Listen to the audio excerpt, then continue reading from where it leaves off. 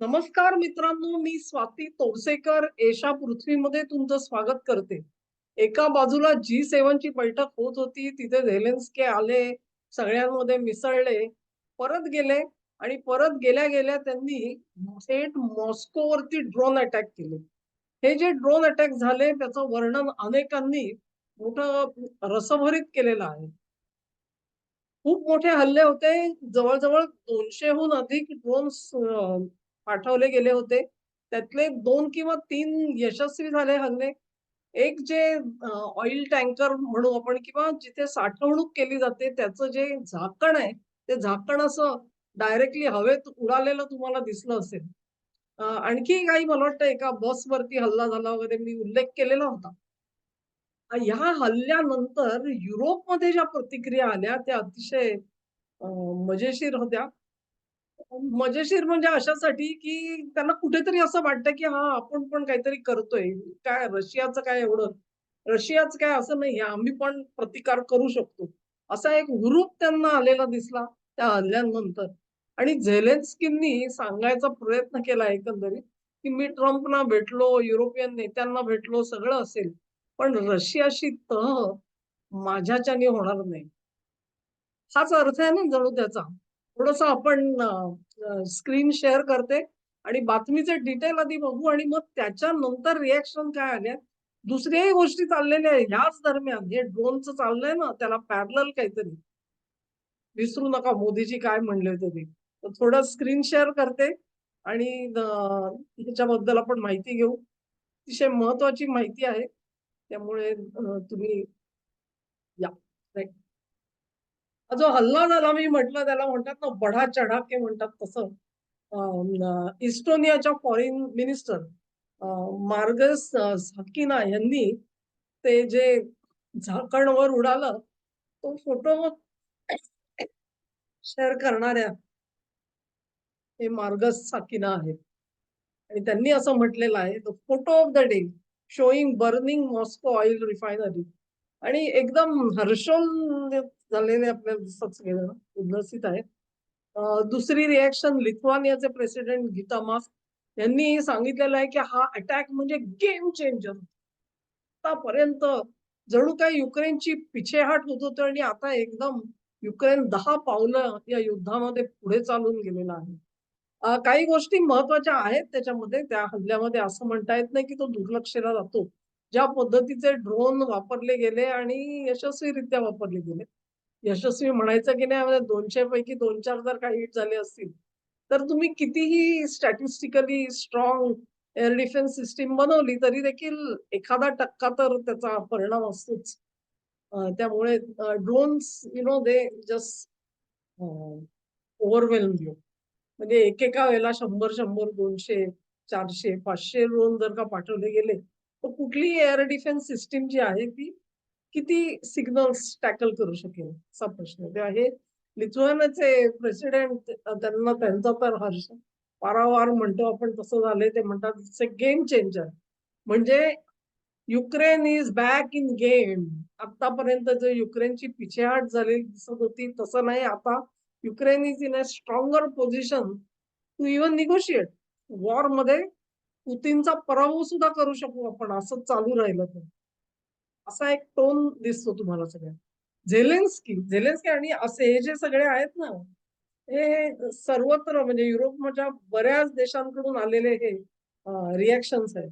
त्यात झेलेन्स्की काय म्हणतात, "Putin is becoming weak and when he is weak, he will intensify the strikes on Ukraine."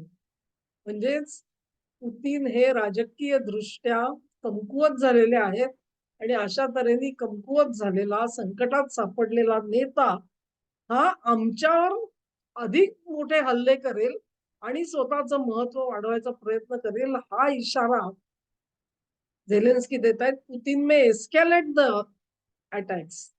म्हणजे त्याचं प्रमाण वाढेल. म्हणजे ह्यांनी जे काही हल्ले केले ते गेले 12च्या भावात. पुतिननी रिस्पॉन्स द्यायचा नाही अजिबात. आणि आता हे हल्ले जे झाले ना, त्याचं फार अगदी मी प्रचंड वर्णन ऐकलं, की हे असे आहे, तसे आहे, तसे आहे. तुम्ही जर का बघाल तर गेल्या वर्षभरात पुतिननी असे 100 हल्ले केले असतील.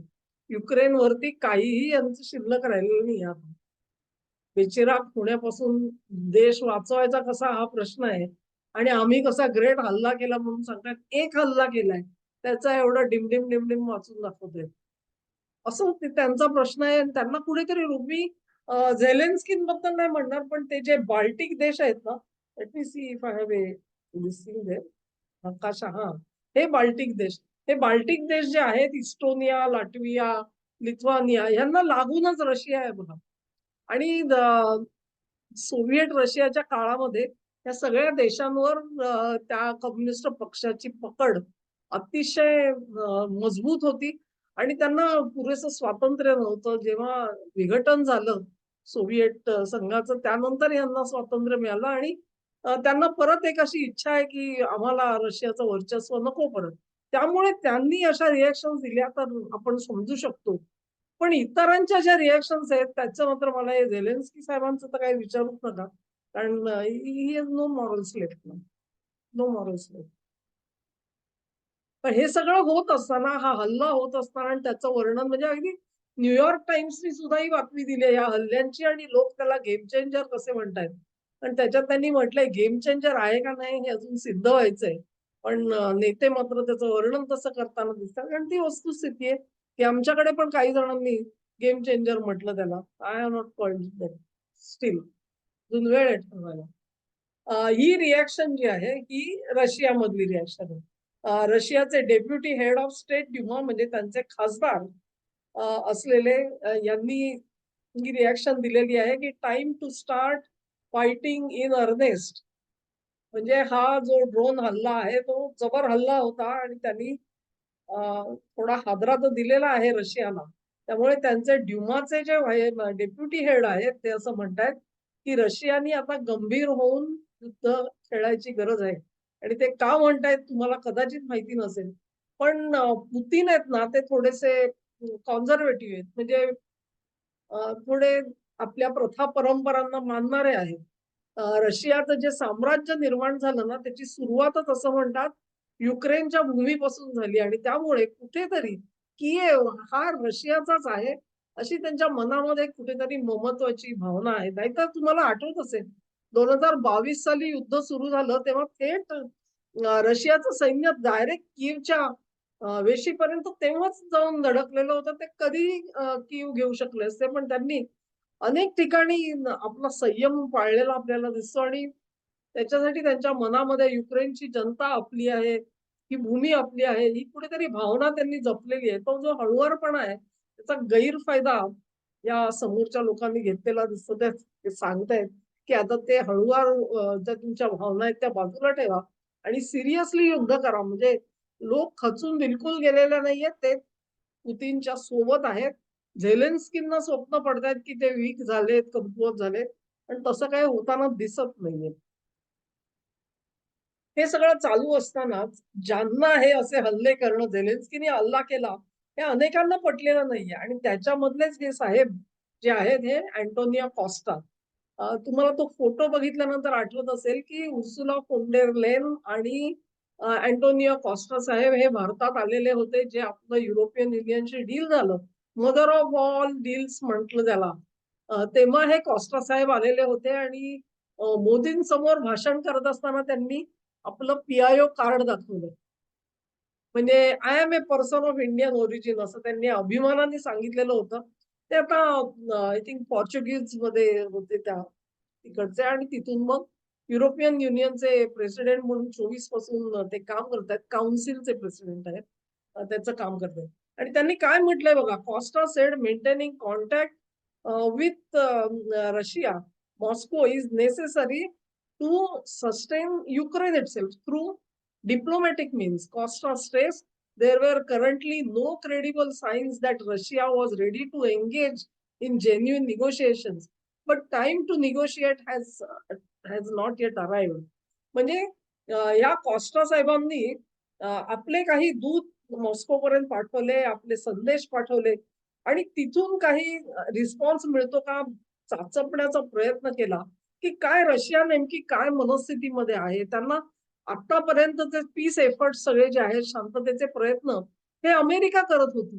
अमेरिकेची मध्यस्थी तुम्हाला कशाला पाहिजे? युरोप स्वतः का नाही बोलू शकत रशियाशी? ही एक विचारधारा जी आहे ती मूळ धरते आहे आणि मला वाटतं इटालीच्या पंतप्रधान जॉर्जिया मेलोनी यांनी सुद्धा हेच बोलून दाखवलेलं होतं. आणि त्या G7 बैठकीच्या दरम्यानच म्हटलं होतं, की त्यांच्यावरती लावलेले आर्थिक निर्बंध आहेत ते टप्प्या-टप्प्याने काढून घेण्याच्या बदल्यामध्ये त्यांच्याशी निगोशिएशन्स करा. तेव्हा if there is a strong voice for negotiations त्याला विरोध सुद्धा आहे. परंतु कॉस्टा साहेबांनी हे सांगितलं, की त्यांनी नाकारलं नाही. मी हे प्रयत्न करतोय. मला काही फारसं मोठंसं रिस्पॉन्स मिळाला आहे असं नाहीये. रशिया काय मनस्थितीत आहे याची मला कल्पना नाही. पण कुठे ना कुठेतरी युक्रेनच्या हितासाठी, युरोपाच्या हितासाठी डिप्लोमॅटिक चॅनेल ओपन पाहिजे. का नाहीतर तुम्ही पूर्णपणे अमेरिकेवर अवलंबून आहात. अमेरिका जे सांगेल तेव्हा ते जसे पाकिस्तान इकडे एक सांगत होता आणि इराण तिकडे सांगत होता. तशी तुमची अवस्था होईल. You need to speak to Putin. हे त्यांचं म्हणणं जे आहे महत्वाचं आहे आणि पी-आय-ओ कार्ड होतं लक्षात ठेवा. No mediator role in Ukraine talks. Direct channels to Moscow needed. EU council chief म्हणतात कॉस्टा. त्यांचं ती हेडलाईन दिलेली आहे ही, की आम्हाला मध्यस्थ कोणी नको. कोण मध्यस्थ आहे आपल्याला कळलेलं आहे. त्यांना आता अमेरिकेची मध्यस्थी नकोय. युद्ध आमच्यात आहे ना, अमेरिका म्हणते ना, हे तुमचं युद्ध आहे. नेटो युक्रेन काही नेटोचा मेंबर नाही. त्यामुळे आम्ही we are not bound by NATO treaty to come with you आणि असंही नेटो पैसेच खर्च करत नाही. मलाच सगळे खर्च करायला लावतात वगैरे, वगैरे अमेरिका बोलतीये. आणि दुसऱ्या बाजूला सगळी क्रिटिकल मिनरल्स वगैरे सगळे आपल्या नावाने लुटून झालेली आहेत, की ते मला द्याल, ते मला द्याल. ते कशासाठी सगळा मीडिएटर रोल एलिमिनेट करा, असं युरोपमधला आवाज म्हणतोय. महत्वाचा आवाज आहे. Efforts by European Union Council, President Antonio Costa to open diplomatic back channels to Kremlin could undermine the bloc's support for Ukraine. Estonia's prime minister has warned the most staunch condemnation of the move yet. जे ते 3 देश मी म्हटलं तुमचे Baltic देश, ज्यांना अतिशय आनंद झाला झेलेन्स्कीनी ते ड्रोन पाठवले म्हणून, त्यांना हे पीस एफर्ट्स काही मान्य नाही आणि त्यांनी त्याच्यावरती खरमरीत टीका केलेली दिसते. या गोष्टी होत असतात. ज्यावेळेला तुम्ही सर्व देशांचे कडबोळं म्हणून ते युरोपियन युनियन चालवलं जाते, तेव्हा त्यात मतभेद मतभेद आवश्यकही असतात. असंही काही नाही, पण आय होप सार्वमताने किंवा बहुमताने निर्णय घेतले जातील आणि ते सगळे मान्य करतील. कारण हे जे वैमनस्य तयार झालेलं आहे, त्याला कुठेतरी खीळ घालायची गरज आहे. आणि जर का अमेरिकामध्ये नसेल, तर मग युरोप स्वतःच्या हिताचे निर्णय घेऊ शकेल असं मलाही वाटतं. आज तुम्ही जे केलेलं आहेत ना, की सगळे संरक्षणाची जबाबदारी आउटसोर्सिंग केलेलं आहेत अमेरिकेवरती आणि स्वस्त एनर्जी रशियाकडून येत होती. तोवर आम्ही सगळे आरामात जगत होतो. ऐश करत होतो. पण आता ती एनर्जी महत्वाची आहे. पुतिन तर सारखे म्हणतात, की मी पाठवायला तयार आहे तो नॉर्ड तो जो पाईपलाईन एक अजून चालू आहे. ती सुरू करा. तुम्ही सांगा, मी ताबडतोबीने द्यायला तयार आहे. तुम्ही कशाला पैसा खर्च करताय? कशाला अमेरिकेवरती अवलंबून आहात? असे सगळे प्रश्न विचारले जात आहेत आणि ते महत्वाचे प्रश्न आहेत. तेव्हा ह्याच्यातून युरोप बाहेर पडणार का? ते पाऊल कॉस्टांनी घेतलं हे मला उल्लेखनीय वाटतं आणि ते अर्थातच पी-आय-ओ कार्ड त्यांची सोबत करतायत इटालीच्या जॉर्जिया मेलोनी. तेव्हा हा संघर्ष आहे. एका बाजूला झेलेन्स्की ड्रोन टाकतोय, आणि त्याच्या सोबत बाल्टिक देश आहेत आणि दुसऱ्या बाजूला कॉस्टा साहेब हे कुठेतरी वाटाघाटी थेट वाटाघाटी करायचा प्रयत्न करतायत. या घडामोडी अतिशय महत्वाच्या आहेत आणि कुठे ना कुठेतरी मला वाटतं आय प्रॉमिस की ट्रम्प आणि रशिया यांच्यामध्ये सुद्धा काही एक अंडरस्टँडिंग तयार झालेला आहे. जो इराणमध्ये जे डील झालं, त्या डील वरती ट्रम्पनी रशियाचा शिक्कामोर्तब करून घेतलेला आहे आणि रशियाला त्यांनी काय प्रॉमिस केलंय आपल्याला माहिती नाही. अ, त्याच्याबद्दलचा व्हिडिओ माझा करायचा राहिलेला आहे. कारण त्या डील होण्याच्या अगोदर जवळ-जवळ 55 मिनिटं ट्रम्प आणि पुतिन यांचा कॉल झाला. आणि शिवाय इतरही इंडिकेशन्स आहेत त्याची, तेव्हा ते आपण बघू एक दिवस. I hope I am able to do that. पण या सगळ्या पार्श्वभूमीवरती कॉस्टा साहेबांचं अभिनंदन करायला पाहिजे, की त्यांनी थेट संपर्क, कोणीही मध्यस्थ नको. जे भारत म्हणतो, भारत पाक असेल, भारत चीन असेल, आमचे आम्ही प्रश्न सोडवू, तुम्ही नाक खुपसायला येऊ नका. ती भूमिका इथे घेतली गेली आहे and we need to appreciate that. European Union divided over council presidents outreach to Kremlin, which is okay, fine. त्यानंतर हा बाल्टिक देशांचा नकाशा, अ, ज्यांनी त्याला विरोध केला या प्रपोजलला आणि हल्ल्यांचं स्वागत केलंय ते देश. तर that is the end of the story आणि स्टॉप शेअरिंग.